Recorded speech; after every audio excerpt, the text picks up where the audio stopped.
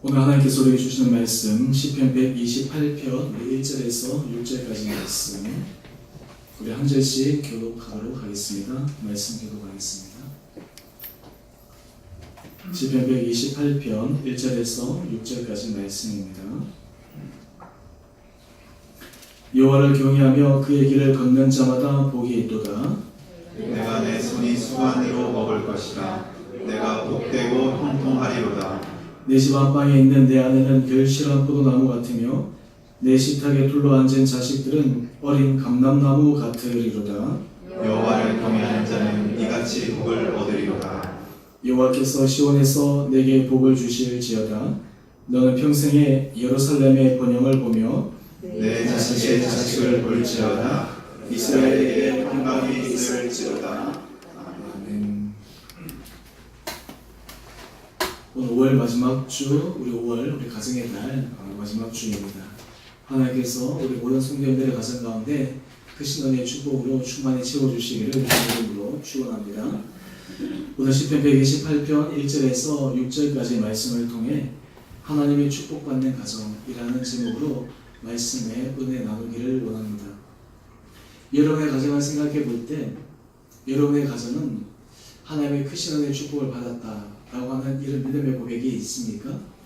지난 시간들을 돌이켜 볼 때 참 하나님께서 어떻게 우리 가정을 이렇게 축복하여 주시는가, 하나님께서 우리에게 베풀으신 그 은혜의 축복을 생각하며 앞으로 우리 가정에 하나님께서 채워주실 그 은혜를 더 사모하게 되는 마음들이 우리 가운데 있습니까?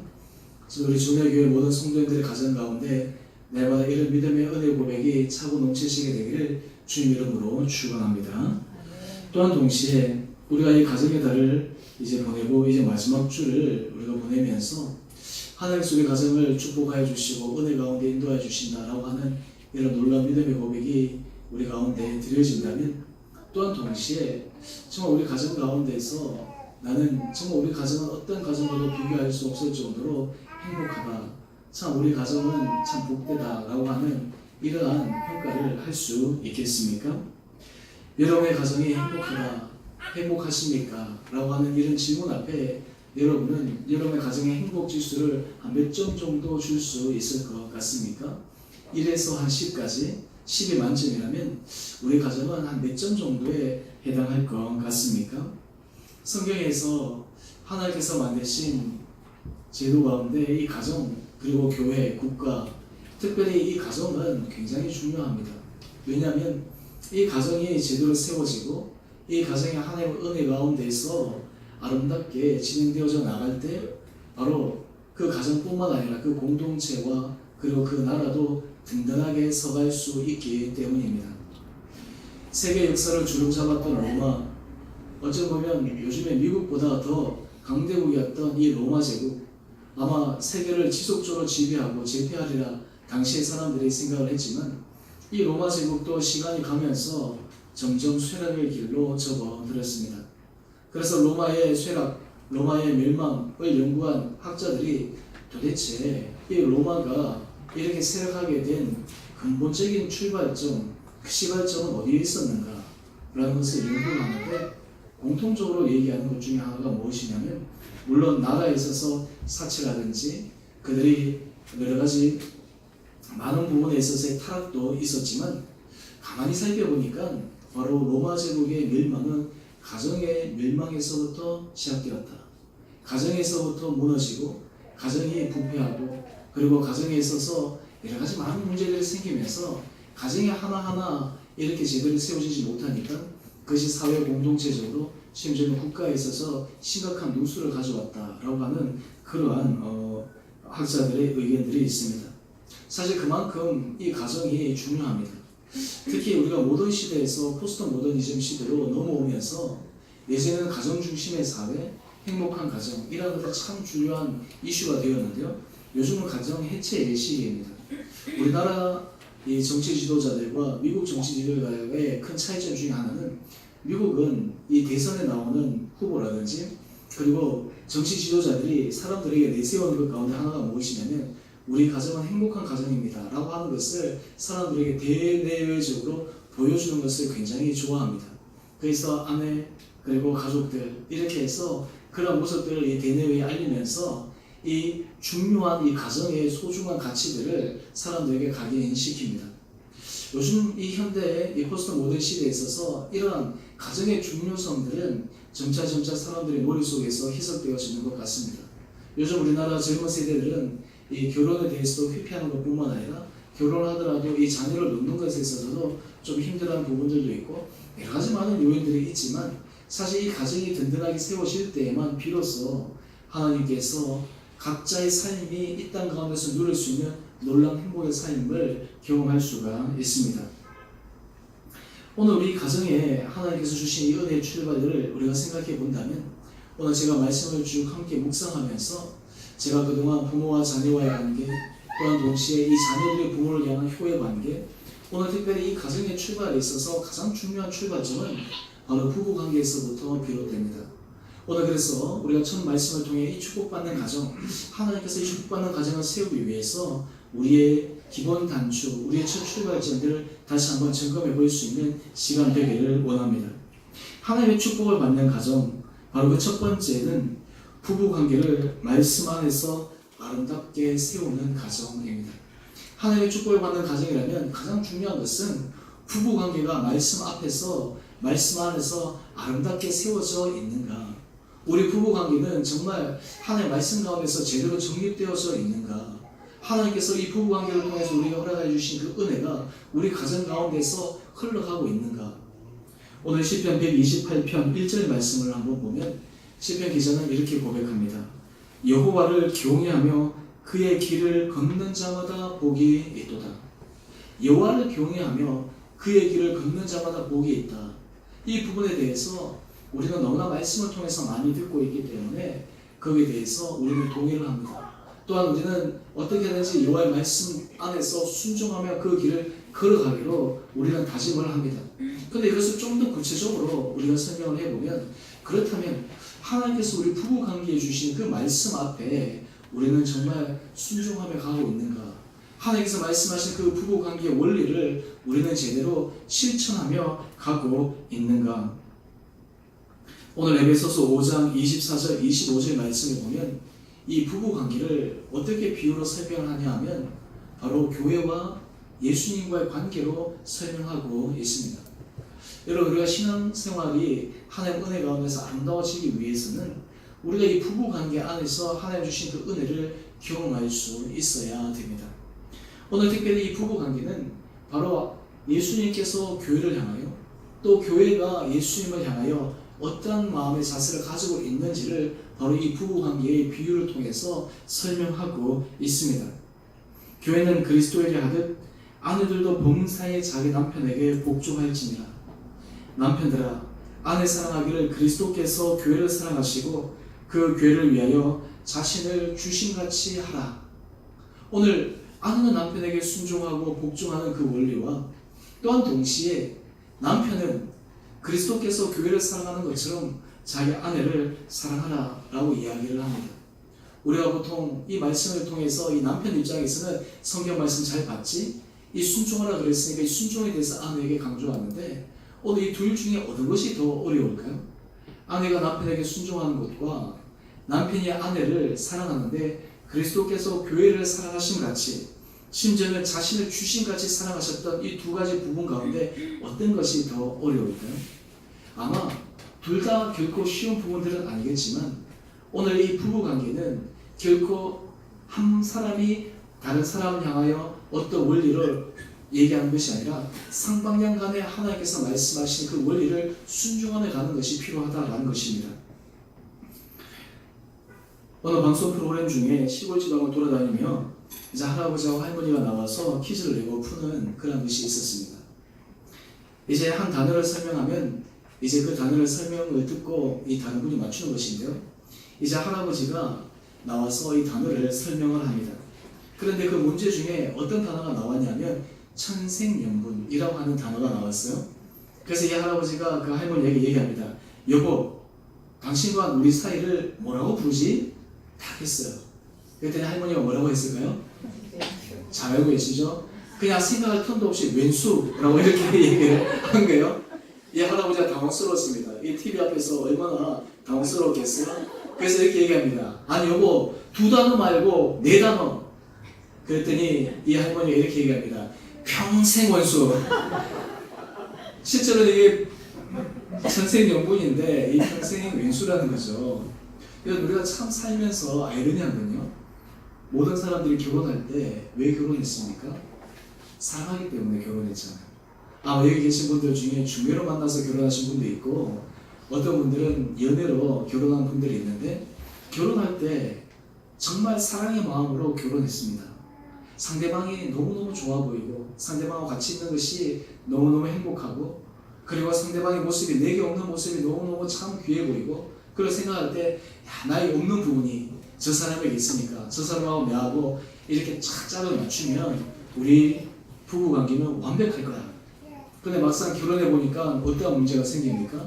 처음에는 달랐던 것이 좋아 보여서 결혼했는데 결혼 생활을 해보니까 이 다른 것이 문제가 되는 거예요. 처음에는 그 다른 부분으로 인해서 사랑스럽고 행복하고 감사하고 그랬는데 삶을 살다 보니까 그 다른 부분 때문에 그냥 인생의 걸림돌이 되는 거예요. 그러면서 어떻게든지 자기하고 비슷하게 바꾸려고 상대방을 계속해서 이렇게 바꾸려고 이렇게 노력을 합니다. 근데 문제는 뭐냐면 이 결혼 생활을 하면서 상대방을 바꾸려고 하면 할수록 상대방을 바꾸실까요? 안 바꾸실까요? 안 바꾸져요. 오히려 화가 납니다. 왜 이 사람이 이렇게밖에 안 될까? 이 사람 내가 얘기해도 못 알아들을까? 내가 그렇게 수십 번, 수백 번, 심지어는 수천 번을 얘기해도 왜 그 말을 못 알아들을까? 이 아내 입장에서도 남편을 향해서 그렇고 남편 입장에서도 그리고 아내를 향해서도 그러합니다.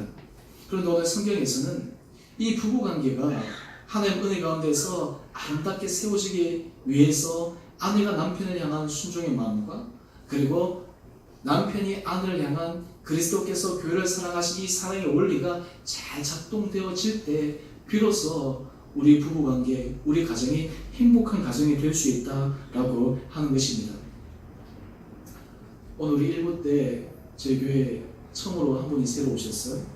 이제 그분이 작년에 노방전도하면서 이게 만난 분인데 그동안 연락이 안 되다가 아마 이제 연락이 돼서 왔는데 1부 마치고 잠깐 제 방에서 이제 차를 마시고 얘기하는데 그분이 그렇게 얘기를 하는 거예요. 우리 집사님 중 한 분의 카톡을 쫙 봤는데 그 카톡을 보니까 너무너무 부부 생활이 행복해 보이고 아름다워 보이고 그래서 예수 믿으면 저렇게 되는구나. 그래서 이분이 교회 생활 한 번도 교회 다녀본 적이 없는데 이렇게 가야 되겠다라고 마음에 결심을 했다라고 하는 거예요. 보니까 카톨릭에서 세례를 받았고 그리고 자기 동생은 한 10년 동안 이렇게 계속해서 자기를 위해서 기도하곤 했는데 제가 참 그걸 보면서 우리가 하나님 앞에서 우리 부부 관계가 하나님 앞에서 우리 가정이 정말 행복하고 정말 복되다라고 하는 것이 많은 사람들에게 전의 통로가 될 뿐만 아니라 우리 가정이 정말 행복한 그러한 삶을 살아갈 수 있는 비결이다라는 것입니다. 자, 여러분께 한번 질문해 봅니다. 여러분의 부부 관계는 한 몇 점 정도 줄 수가 있습니까? 여러분 부부 관계에 대해서 여러분 만족하십니까? 제가 예전에 설교하면서 그런 예언을 든 적이 있어요. 지금의 남편과 또는 지금의 아내와 다시 결혼하겠냐라고 하는 그 질문에 많은 사람들이 예스라고 대답을 할 것이라고 생각을 했지만 실제로 예스라 대답한 사람 너무나 적었다라고 제가 말씀을 드린 적이 있잖아요. 오늘 우리가 삶 가운데서 이 부부 관계가 왜 이렇게 어려운가? 이 부부 간에서 왜 이렇게 우리가 제대로 할 수 없는가?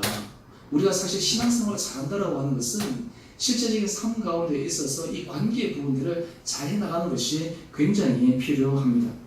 오늘 그렇다면 이 부부 관계에 있어서 가장 핵심의 원리가 무엇일까? 아내가 남편에게 순종하고 남편이 그리스도 안에서 이 아내를 사랑한다라고 하는 이 가운데서 가장 중요한 그 원리가 무엇일까? 우리 에베소서 5장 21절의 말씀이 바로 부부 관계에 있어서 가장 중요한 핵심의 원리입니다. 우리 다 같이 한 목소리로 읽어봅시다. 시작. 그리스도를 경외함으로 피차 복종하라. 부부 관계에 있어서 가장 중요한 핵심의 원리는 믿는 사람은 그리스도를 경외함으로 서로가 피차 복종하는 관계입니다. 피차 순종하는 관계입니다. 이것은 다른 말로 하면 이것입니다. 내가 원하는 것을 상대방에게 강요하는 것이 아니라 상대방에게 필요한 것, 상대방이 원하는 것, 그리고 상대방의 속에 있는 얘기들을 귀담아 들을 수 있는 것이 필요합니다. 김수환 주기경님이 그런 말씀을 했다고 합니다. 이분은 여러 나라의 언어들을 아마 이렇게 잘 사용하시는데요. 한국어도 그렇고, 영어도 그렇고, 독일어도 그렇고, 그리고 이태리어도 그렇고, 프랑스어도 그렇고, 여러 나라 언어들을 이렇게 사용하신대요. 근데 이 김수환 주기경님이 그런 말씀을 하셨다고 합니다. 우리가 사실 이런 다양한 언어를 사용하는 것보다 더 중요한데, 더 중요한 것은 우리가 같은 말을 사용하더라도 상대방이 그 말을 하는 의도, 상대방이 그 말을 통해서 얘기하고 있는 것을 제대로 받아들이는 것이 참 쉽지가 않다. 똑같은 한국말을 가지고 사용하는데도 야, 이 사람하고 대화가 안 되네 라고 하는 그런 경우들이 종종 있잖아요. 다른 말로 하면 속임말을 들을 수 있는 것이 필요하다라고 하는 거예요. 한 수녀님의 이야기입니다. 이분들은 서로 수녀 안에서 공동체 생활하다 보니까 아침 식사를 항상 함께 같이 합니다. 근데 한 수녀님이 항상 다른 분에게 아침 식사에 감자가 나오는데 이 감자를 다른 분에게 항상 먼저 고민하면서 이 감자를 드세요 라고 얘기를 하는 거예요. 근데 실제로 이 감자를 권유하는 이 수녀님은 감자를 너무너무 좋아하시는 분이세요. 그리고 실제로는 자기가 이 감자를 먼저 먹고 싶지만 이 감자를 다른 수녀에게 양보하는 거예요.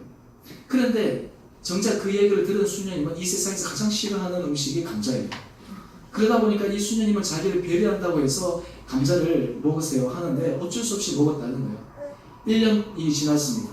1년이 지나니까 이 수녀가 관계가 서로 틀어지는 거예요. 왜 그렇겠어요? 자기는 감자를 좋아해서 상대방에게 주고 또 감자를 받는 사람은 자기가 제일 싫어하는 감자를 1년 동안 먹어야 되니까 그게 얼마나 힘들겠어요?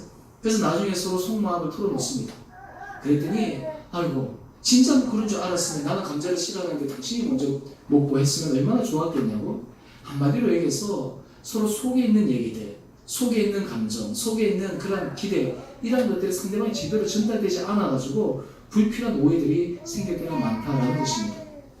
우리가 부부 생활을 할 때도 마찬가지입니다. 부부간에 우리가 대화가 안 되고 소통이 안 되는 가장 근본적인 이유는 무엇이냐면 그 상대방이 얘기하는 속의 뜻, 그 상대방이 가지고 있는 이 마음의 의도를 제대로 모르기 때문에 그러합니다. 그래서 상대방이 원하는 것을 내 식대로 해석하는 거예요. 이렇게 하면 될 거야. 이렇게 하는 게 좋아하겠지. 그래서 상대방이 강요하기 시작합니다. 근데 그것이 한 번, 두 번 하다 보면 이게 나중에는 그냥 서로 소원해져서 아유 그냥 당신 인생은 당신 인생으로 내 인생은 내 인생대로 이렇게 따로 살자 라고 하는 그러한 모습이 우리 현대 부부들 속에서 많이 나타나고 있지 않습니까? 또한 우리가 부부 생활을 할 때 또 하나의 문제는 무엇이냐면 누가 주도권을 갖느냐, 누가 이기느냐 라고 하는 이 문제가 평생 부부 시간에 있어서 하나의 이슈 가운데 하나라고 하는 거예요.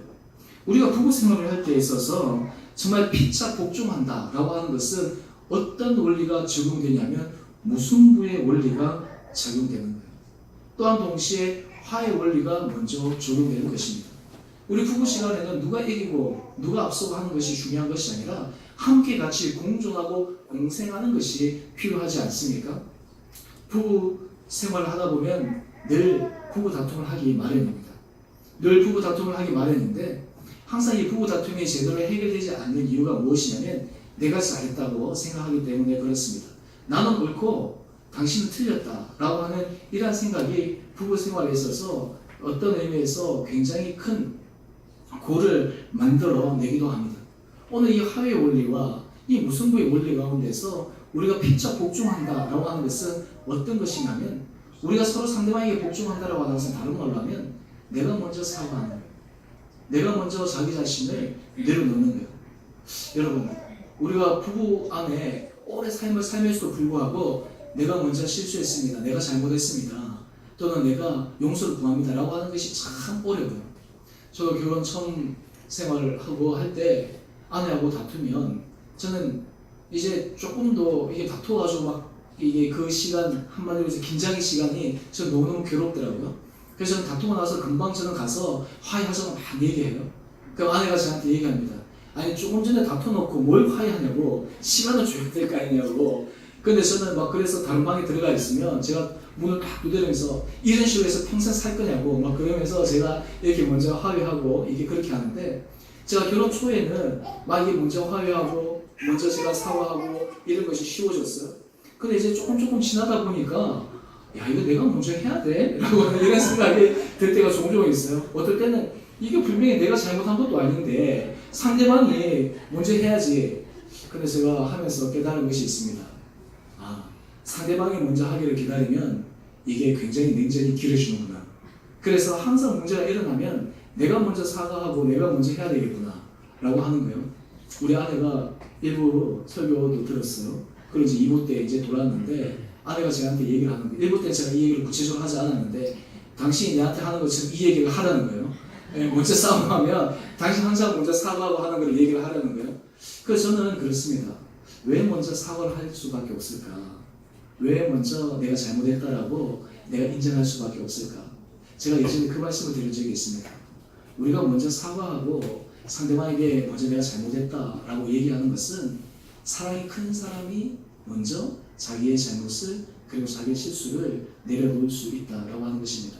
그럼 우리 부부관계에 있어서 우리가 사실 하나님 앞에서 우리 부부관계가 아름다워지기 위해서는 서로 상방향 간에서 때로는 다툼과 어떤 그런 충돌이 생겼을 때 내가 실수했습니다. 내가 부족했습니다. 내가 당신의 말에 귀를 기울이기 원합니다. 라고 하는 그런 말들이 있을 때 우리 부부관계가 아름다워질 줄 믿습니다. 저는 특별히 우리 주원의 교회 우리 성도님들이 이 부부관계 안에서 하나님께서 이런 놀라운 은혜를 허락하여 주시기를 원합니다. 우리가 예수 그리스도를 잘 믿는다라고 하는 것은 다른 말로 하면 이 부부 생활을 잘 하는 거예요. 여러분 우리가 자녀들이 믿음 안에서 아름답게 자라가기 위해서도 우리가 부부 생활을 잘해야 됩니다. 여러분 우리가 나이가 점점 들어가면 들어갈수록 우리에게 더 중요한 사람이 바로 남편이요 아내입니다. 제 아버님 보니까 제 아버님이 이제 은퇴하시기 전에는 목회하시느라 너무 바쁘셔서 그냥 목회에만 올인하셨어요.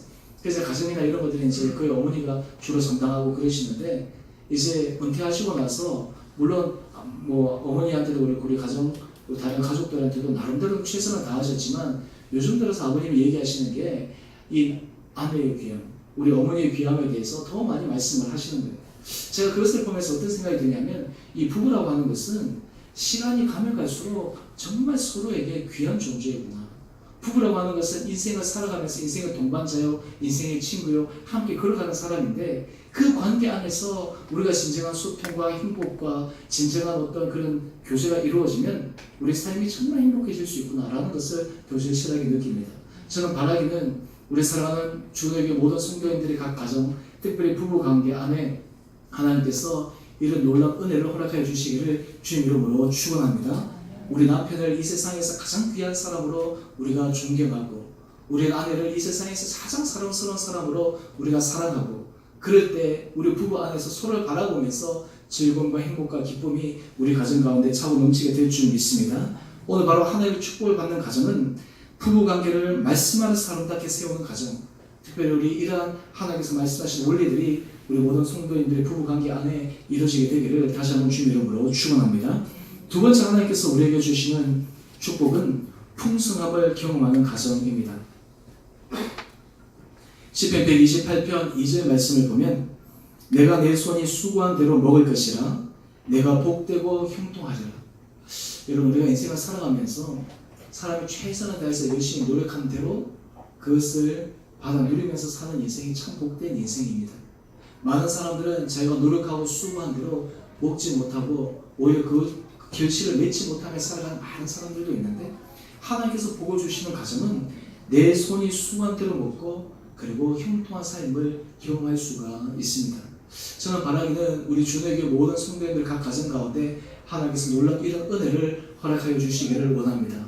여러분들 삶 가운데 최선을 다해서 열심히 살아가고 여러분들 주어진 일터 가운데서 여러분들이 정말 혼신의 힘을 다하여 여러분 한 걸음 한 걸음 걸어갈 때마다 하나님께서 그 혼신의 힘, 최선을 다하는 그 수고의 손길 가운데 하나님께서 넘치게 채워주신 은혜가 있게 되기를 다시 한번 주님 이름으로 축원합니다. 특별히 우리가 이 가정을 세워나가는 데 있어서 저는 말씀을 묵상하면서 이 남편도 최선을 다해서 정말 이 가정을 세우지만 아내의 역할이 너무너무 중요해요. 저는 이 아내가 어떻게 그 가정 안에서 그런 모든 것을 이렇게 잘 하느냐가 이 가정에 또 풍성한 삶을 누릴 수 있느냐 없느냐 이게 결정을 한다라고 하는 것입니다. 오늘 지금 시편 128편 3절 상반절 말씀을 보게 되면 내 집 안방에 있는 내 아내는 결실한 포도나무 같다 라고 이야기를 합니다. 오늘 이 포도나무가 결실한 포도나무 같다. 다른 말로 하면 풍성한 열매를 맺는 그런 모습이 바로 이 하나님께서 주시는 축복된 가정의 귀한 모습이다라고 하는 거예요. 여러분, 제가 이 부부 관계에 있어서 특별히 남편들이 이 아내를 사랑하기 위해 사랑하는 것, 또 그리고 아내가 이 남편을 향해서 순종의 모습 가운데 특별히 여성의 역할이 너무너무 중요한 것은 이 가정에 있어서 핵심의 키는 남편보다 여성에게 있습니다. 이 여성이 어떻게 자리매김하느냐, 여성이 하나님께서 어떤 지혜를 주시느냐, 여성이 어떻게 그 가정 가운데서 제대로 세워지느냐에 따라서 하나님께서 그 가정이 더 풍성한 은혜 가운데 세워지는 축복을 주신다라고 하는 것입니다.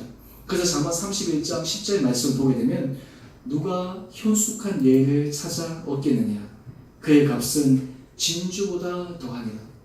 그래서 우리 교회 성도님들, 우리 여성분들 한 분 한 분들 보면 하나님께서 이런 현숙한 여인들로 세워주실 줄 믿습니다. 오늘 사실 여러분들의 삶 가운데서 정말 한 분 한 분들이 하나님 주신 지혜와 하나님 주신 현숙한 은혜로 말미암아 여러분의 가정이 더욱더 풍성함을 경험할 수 있게 되기를 간절히 소망합니다. 오늘 사실 이 여인들이 하시는 그 일로 말미암아서 이 가정이 하나님 주신 은혜 복을 받아 누리는 거예요. 남편이 아무리 마음을 벌고 열심히 해도 이 아내가 그것을 잘 관리하거나 이것을 가지 못하면 그 삶을 참 풍성하게 삶을 살아가기가 어렵지 않습니까? 하지만 하나님 주신 것을 이 여성이나 이 아내들이 잘 관리하고 하게 되면 하나님 주신 그 놀라운 은혜 복을 받아 누릴 수 있도록 하나님께서 우리들의 길을 열어주시리라 저는 확신합니다. 세 번째 하나님께 주신 은혜의 축복은 자녀들에게 주시는 복을 기대하는 가정입니다. 우리 시편 128편 3절 하반절 말씀을 보면 내 식탁에 둘러 앉은 자식들은 감람나무 같으니라 라고 이야기를 합니다. 여기서 이 감람나무는 올리브와 올리브 오일을 상징하는데요, 올리브 나무와 그 열매를 다 통칭합니다. 특별히 팔레스타인 지역에 있어서 이 감람나무는 굉장히 중요한 나무로 취급을 받습니다. 특별히 이 감람나무의 특징을 보게 되면요, 이 감람나무의 열매는 사람들이 사용하는 식용, 의약품, 등유 이런 것들로 다 사용되는데 이 감람나무가 제대로 이 열매를 맺기 위해서는 많은 시간이 걸린다고 해요. 통상 이 생장이 늘어가지고 10년에서 한 14년의 시간이 걸린다고 합니다. 심지어 이 감람나무가 제대로 열매를 맺고 이렇게 하기 위해서는 무려 30년 이상이 지나야지 수확다운 수확을 거둘 수 있다라고 이야기를 합니다. 오늘 사실 하나님께서 우리 가정을 믿음 가운데서 은혜 가운데서 축복되는 가정은 우리 자녀들이 이 감람나무처럼 열매를 풍성히 맺을 수 있는 그런 복된 가정, 복된 자녀들로 세워주는 은혜가 있어야 됩니다. 오늘 여러분 우리 칼럼 한번 보시죠. 이 칼럼을 보면 제가 오늘 칼럼 제목이 마잘 토브입니다. 오늘 특별히 이 가정에서 우리 자녀들이 어떻게 하면 축복된 자녀가 될 수 있을까? 어린 자녀에서부터 그리고 장성한 자녀에 이르기까지 오늘 내용을 보게 되면요, 하버드대 연구 결과에 보면 저도 이 얘기를 보면서 깜짝 놀랐는데 아이가 5살 될 때까지 부모와 가족, 주위 사람들로부터 꾸지람, 잔소리, 질책, 부정적인 말이 최소 4만 번 이상 듣는다고 하는 거예요. 뿐만 아니라 부모의 부정적인 말이 아이가 성인이 될 때까지 계속 되는데 평균 15만 번 된대요. 한번 생각해 보세요. 우리가 가장 사랑하는 이 아이들이 부모의 입에서 나오는 그 부정적인 말을 15만 번이나 들으면 그 결과가 어떻게 되겠어요? 오늘 그런데 이 유대인들의 교육 가운데 독특한 교육은 무엇이냐면 마잘토, 이게 무슨 말이냐면 축하한다, 행운이다 라고 하는 그런 말인데요, 이것은 잘할 때 축하하는 그러한 말인데 이 유대인들은 어떨 때 이 말을 또한 쓰냐면 자녀들이 실수할 때도 그 말을 쓴다고 해요. 예를 들어서 자녀들이 실수로 그릇을 깨뜨렸어요. 보통 같으면 너 어떻게 조심성도 없이 그릇을 깨뜨려 라고 하는 말이 탁 먼저 나가야 될 텐데 이 유대인 부모들이 마잘토 한다는 거예요. 축하한다라고 하는 거예요. 다른 말로 하면 아이들의 실수와 잘못 이런 것들이 그것이 이 마잘토브라는 말을 통해서 새로운 도전의 정신을 불러일으키는 기회가 된다라고 하는 것입니다. 여러분 우리 자녀들이 어떻게 하나님 은혜 가운데서 아름답게 서갈 수 있을 것인가? 그것은 우리 자녀들에게 끊임없이 부모가 격려하고 칭찬하는 그 말이 우리 자녀들을 하나님 앞에서 아름다운 자녀로 세워주는 놀라운 비결이다라고 하는 것입니다. 특별히 우리가 인생을 살아갈 때 행복한 가정에 있어서 여러 가지 특징들을 연구한 사람의 조사들이 있는데요, 그 중에서 이 스티네트라는 교수님이 행복한 가정에 있어서 여러 가지 특징들을 살펴보았대요. 근데 그 가운데 공통된 특징이 무엇이냐면 행복한 가정의 특징은 감사의 고백이 있는 가정이라는 거예요. 행복한 가정은 어떤 가운데서도 부모도 그렇고 자녀도 그렇고 감사의 고백이 넘치는 가정이 행복한 가정이라고 하는 거예요. 아무리 돈이 많고 아무리 그냥 물질이 풍요해도 그 가운데 감사의 말보다 불평이라든지 이런 것들이 많으면 결코 행복해질 수가 없다라고 하는 것이죠. 오늘 어떻게 이런 감사의 고백을 할 수 있는 자녀들이 되도록 우리가 교육시킬 수가 있을 것인가? 그것은 오늘 제가 칼럼에도 말씀을 드린 것처럼 우리 자녀들이 어렸을 때부터 부모로부터 마살토라고 하는 이런 칭찬과 격려와 기대 섞인 그런 말들이 지속적으로 우리 자녀들에게 나갈 때 하나님 우리 자녀들을 감사의 자녀로 키워줄 수 있는 귀한 토대가 될 줄 믿습니다. 오늘 그래서 데살로니가 전서 5장 18절 말씀인데요. 오늘 데살로니가 5장 18절 말씀을 보면 범사에 감사하라. 이것이 그리스도 예수 안에서 뇌를 향하신 하나님의 뜻입니다. 감사를 잘하는 자녀를 키우는 것이 우리 자녀들이 이 땅 가운데서 축복받는 자녀의 비결이다라고 하는 거예요. 미국에서 성공한 리더들을 조사를 했습니다. 그런데 이 성공한 리더들의 공통된 특징이 있는데 이 특징이 무엇이냐면 70% 이상이 되는 사람들이 날마다 어릴 때부터 부모로부터 이 감사의 훈련을 받은 사람이다라고 하는 거예요. 특별히 부모가 집에 오면 이 자녀들이 이제 마지막 잠자기 전에 그렇게 한다고 합니다. 너 오늘 숙제 다 했어? 너 오늘 하는 일과 너 책임 다 했어? 라고 하는 그런 질문보다 이런 질문을 한대요. 오늘 하루 중에 가장 감사한 일이 무엇이니? 오늘 하루 중에 너 마음속에 제일 감사한 제목이 무엇이니? 그런 것들이 자녀들과 나눈다라고 하는 거예요. 이런 훈련들은 이 자녀들로 하여금 늘 감사할 수 있는 그런 삶으로 변화시키는 중요한 운동력이 되었다라고 하는 거예요. 어떻게 우리 자녀들이 축복된 자녀가 될 수 있을 것인가? 또한 동시에 이런 감사의 훈련은 우리가 부모와 자녀와의 관계뿐만 아니라 부부 안에서도 이루어지는 중요한 요소입니다. 여러분 부부 관계가 잘 되기 위해서 하나의 비결은 이것이에요. 남편이 아내에게, 아내가 남편에게 감사의 거리들을 계속해서 찾는 거예요. 감사의 고백을 하는 거예요. 그러면 서로의 부부 관계가 좋아질 수밖에 없고 부모와 자녀와의 관계가 더 윤택해질 수밖에 없습니다. 오늘 우리의 자녀들이 하나님 앞에서 축복받는 그런 자녀가 되기를 우리가 다 소망하지 않습니까? 그 비결은 자녀들이 어릴 때부터 이 감사의 고백을 잘 할 수 있는 자녀를 키워나가는 것, 이것이 바로 하나님께서 우리들이 자녀 교육에 있어서 가장 중요한 핵심의 키워드다라고 하는 것입니다. 그런데 우리가 부부와의 관계 속에서나 우리가 일상의 대화 속에서 이 감사의 말보다 다른 말들이 더 많이 나가면 사실 우리 자녀들은 부모가 보여주는, 부모가 우리 그들의 삶 가운데서 나타내는 삶의 습관들을 통해서 자연스럽게 몸에 배워버리지 않겠어요? 오늘 우리 복된 주님의 자녀들은 바로 이 감사 고백을 잘 할 수 있는 자녀, 이것이 바로 하나님께서 그의 자녀들을 감사한 자녀의 은혜로 채워주시는 비결이다라고 하는 것입니다. 오늘 이런 하나님의 은혜가 임하게 될 때 하나님께서 그의 믿음의 가정에 주시는 놀라운 복이 있습니다. 우리 시편 128편 5절에서 6절까지 말씀입니다. 우리 다 같이 한 목소리로 읽어봅시다. 시작. 여호와께서 시온에서 내게 복을 주실지어다. 너는 평생에 예루살렘의 번영을 보며 내 자식의 자식을 볼지어다. 이스라엘에게 평강이 있을지로다. 아멘. 하나님께서 축복하시는 가정은 그의 당대에만 하나님의 복이 머무는 것이 아니라 가면 갈수록 하나님의 은혜 복이 흘러가는 가정입니다. 가면 갈수록 하나님의 평강이 흘러가는 가정입니다. 저는 바라기는 우리 주님에게 모든 성도님들 가정 가운데 하나님께서 이런 놀라운 은혜의 축복을 허락하여 주시기를 주님 이름으로 축원합니다.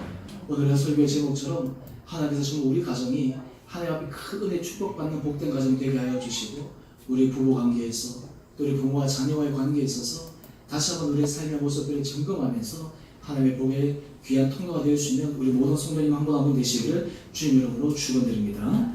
우리 함께 같이 찬양하겠습니다. 우리 찬송